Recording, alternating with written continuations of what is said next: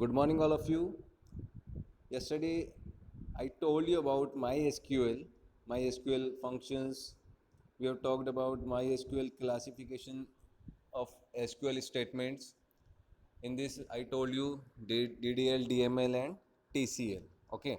So now, today we are going to start common MySQL data types.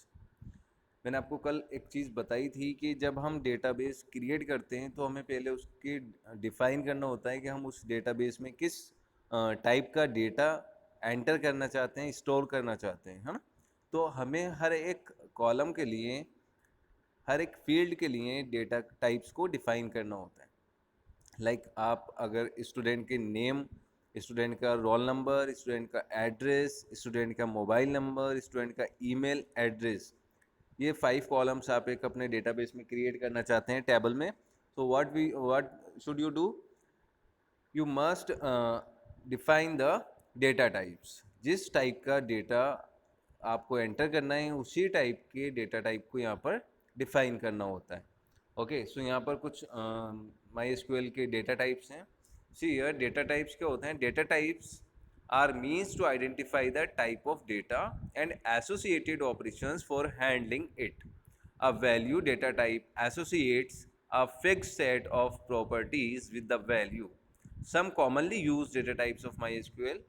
Here, see here, character, char, var character, tiny text, text below, medium below.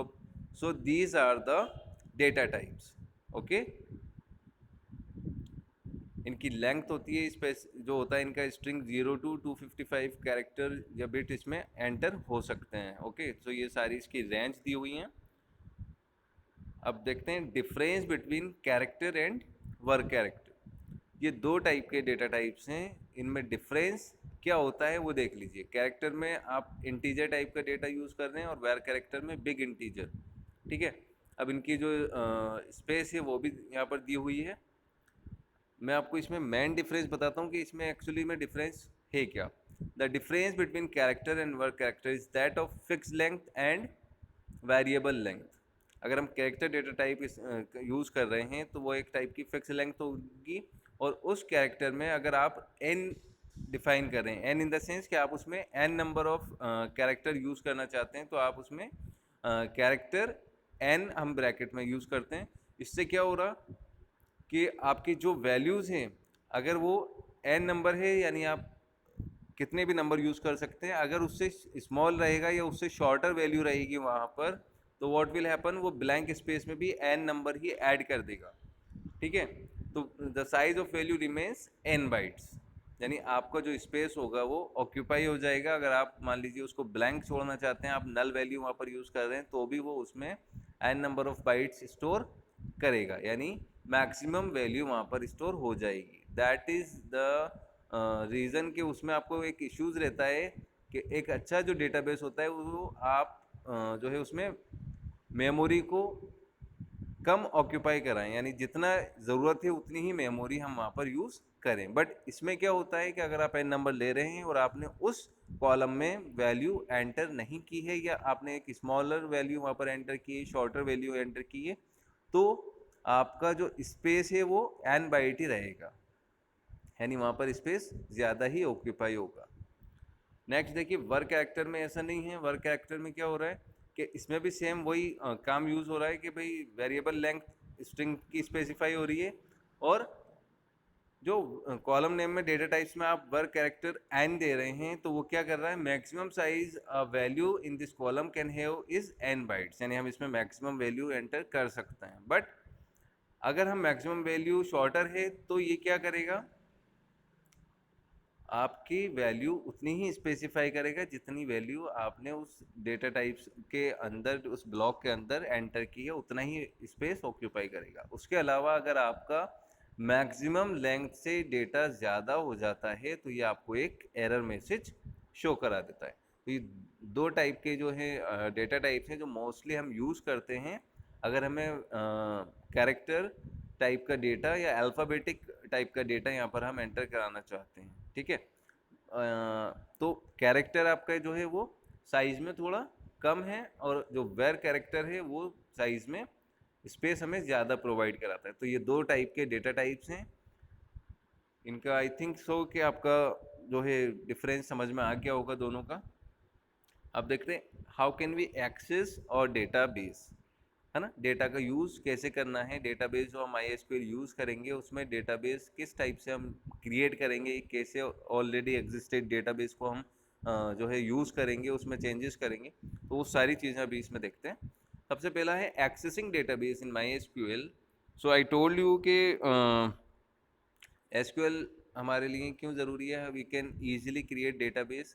Existing database में हम इसमें modification कर सकते हैं, alter कर सकते हैं, delete कर सकते हैं, डेटा को चेंजेस कर सकते हैं। ओके, तो यहाँ पर देखिए सबसे जो मेन इंपॉर्टेंट कमांड है वो है आपका use command. Just a minute, see this is the syntax of accessing database in MySQL। तो ऑलरेडी जो एग्जिस्टिंग डेटाबेस है, जो पहले से क्रिएट हुए हुए हैं डेटाबेस, अगर आप उन्हें यूज़ करना चाहते हैं तो यूज़ और डेटाबेस नेम आपको यहाँ पर डिफाइन करना होता है। तो यहाँ पर जो नीचे एग्जांपल दे रखा है, इस एग्जांपल में देखिए कि यहाँ पर मैनेजरी जो है एक डेटाबेस का नेम है। तो आपने यहाँ पर डेटाबेस का नेम डिफाइन किया, और यूज़ मीन्स हम उसको यूज़ करना चाहते हैं तो आपने यूज़ कमांड का यूज़ किया है। तो इस टाइप से हम एक्सेस कर सकते हैं और एग्जिस्टिंग डेटाबेस को, पहले से क्रिएट हुए हुए डेटाबेस को।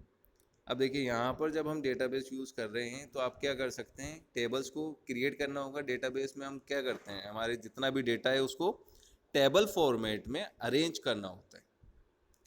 सो I told you data definition language हमें बनाना है। DDL के बारे में मैंने आपको बताया था, जिसमें हम डेटा को डिफाइन करते हैं। इट मीन्स कि हम टेबल क्रिएट करते हैं, उसमें किस टाइप का डेटा हर एक कॉलम में टेबल के स्टोर होगा, उसमें डेटा टाइप्स को डिफाइन करते हैं, उसमें वैल्यूज़ हम इनपुट करते हैं। तो वो सारी चीज़ें DDL के अंदर आती हैं। तो यहाँ पर देखिए creating tables in MySQL and this tables are defined with the create table command. Simple सा है, टेबल क्रिएट करना है तो क्रिएट कमांड का यूज़ करना है। बहुत ही सिंपल है, स्पेलिंग आपको दी हुई है, कैप्स लॉक में इसको जो है हम टाइप करते हैं। So when a table is created its column are named.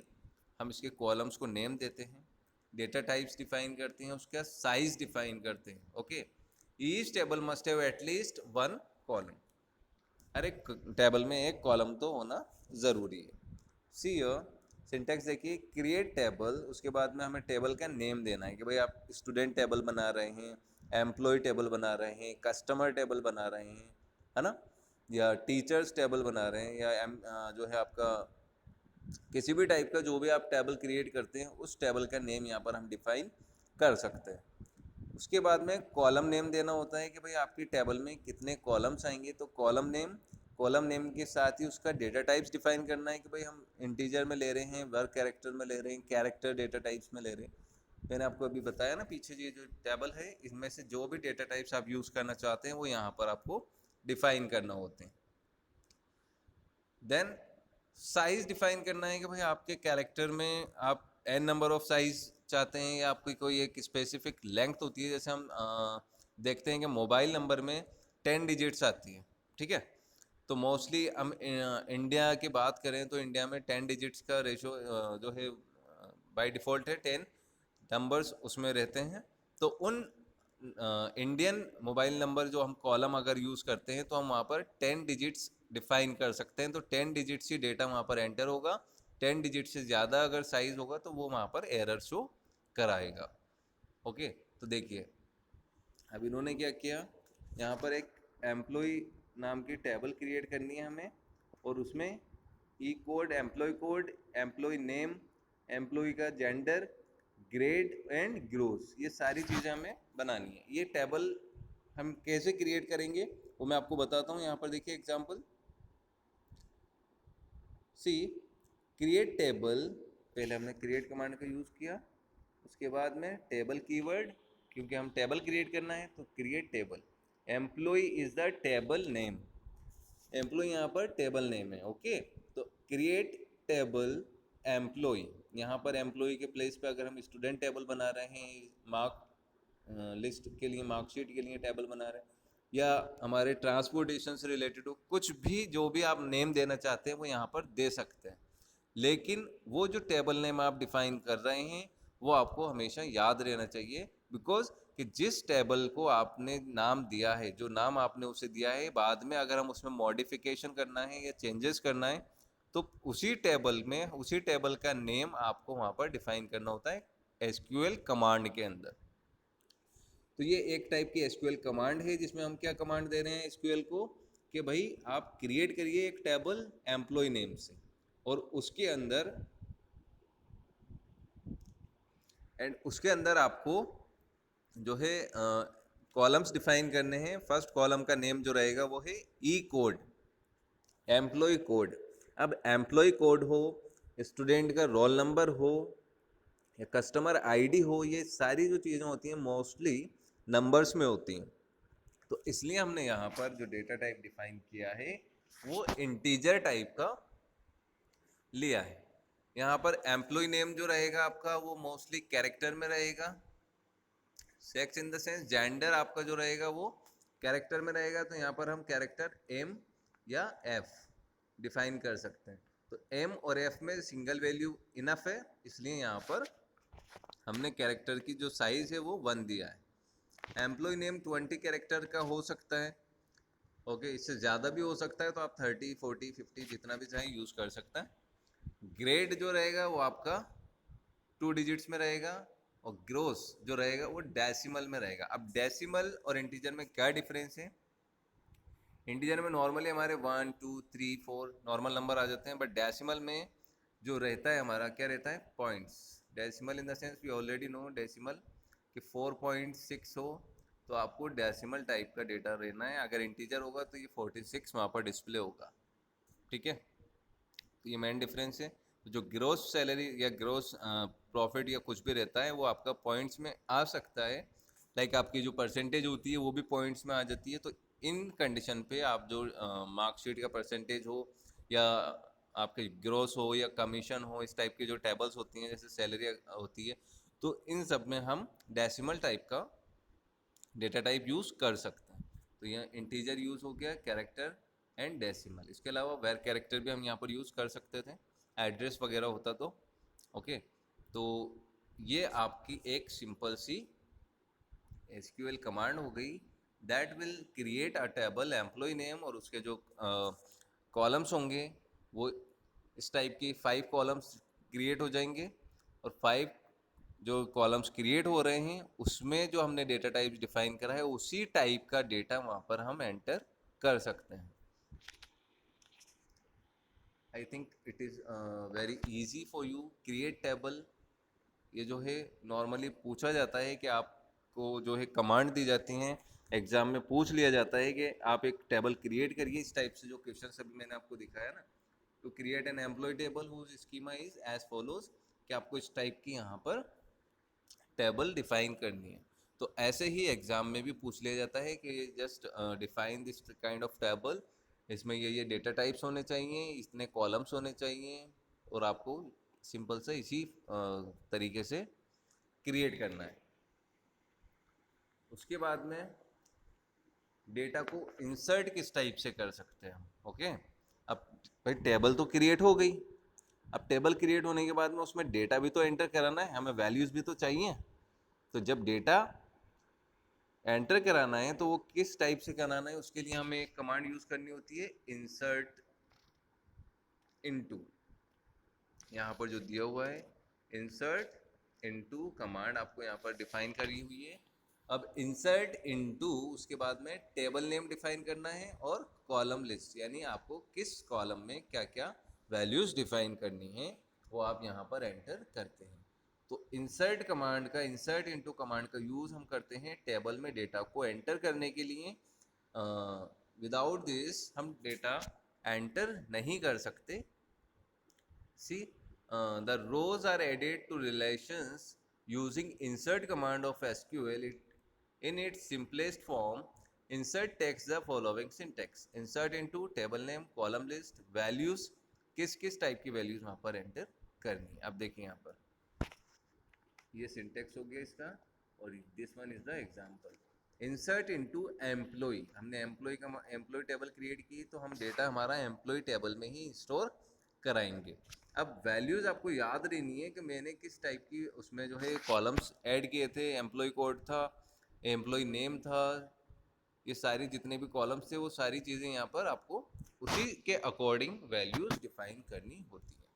तो हमने वैल्यूज लिया 1001, ये हमारा हो गया employ code.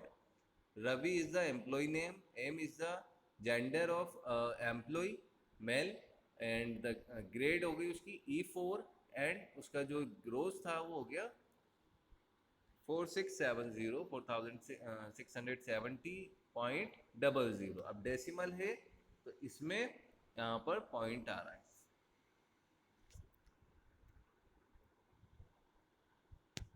So the values match the order of columns is a create table command of employee. The same can be done with an alternate command as shown here. देखो यहाँ पर इसी टाइप से आपको जो है वैल्यूज एंटर करनी है।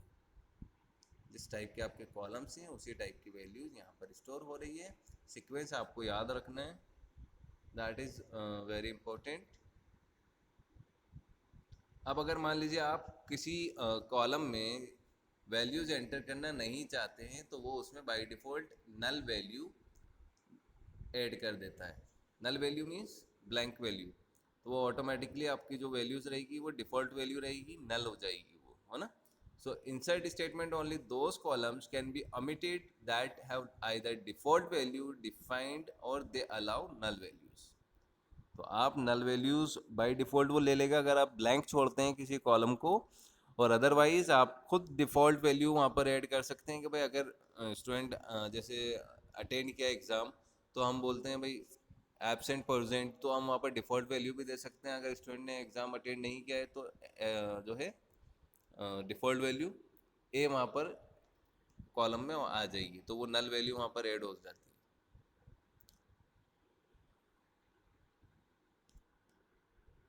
तो इतना आपको याद रखना है बेटा। And tomorrow will discuss about simple queries हम किस टाइप से बना सकते हैं, है ना। तो इसमें अगर कुछ भी प्रॉब्लम आती है तो आप देखें और इसको अच्छे से रेडी करें, नोट्स वगैरह आप खुद प्रिपेयर करें।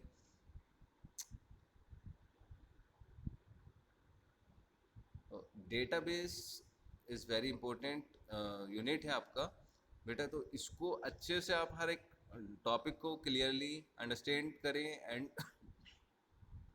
इस वीडियो को देख लीजिए। अगर इसमें फिर भी कोई प्रॉब्लम रहता है, कोई इश्यूज रहते हैं आपके, तो आप पर्सनली पूछ सकते हैं। डाउट्स आप नोट कर लें किस में भी, जिस भी टॉपिक में आपको डाउट लग रहा है, ओके। लेकिन जो चीज़ें आपको बताई जा रही हैं प्लीज़ इसको अच्छे से प्रिपेयर करें इसके लिए।